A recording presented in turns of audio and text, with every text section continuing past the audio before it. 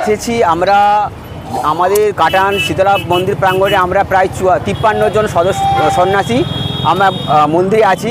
আমাদের সন্ন্যাসীদের মধ্যে আমরা নিজেরা ছোট বড় দাদা ভাই ছেলের মধ্যে তারা সন্ন্যাসী হয়েছে, তাদের আমরা একসঙ্গে একটা যৌথভাবে একটা উদ্যোগ নিচ্ছি যে আমরা কিছুক্ষণের জন্য মানুষের সেবা করব।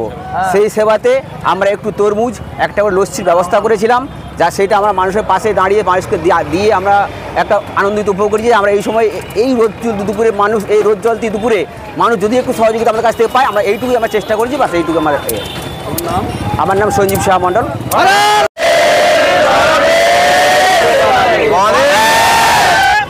কোথায় কি বিতরণ করলেন, কেন? আমরা সন্ন্যাসী হয়েছি, বাবার ভক্ত হয়েছি।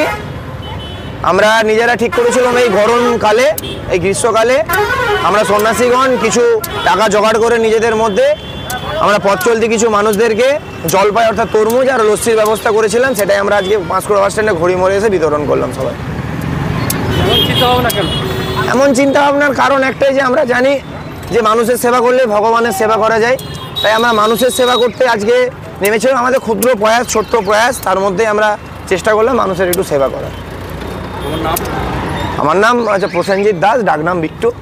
শুধু আমি একা নয়, আমাদের এই যে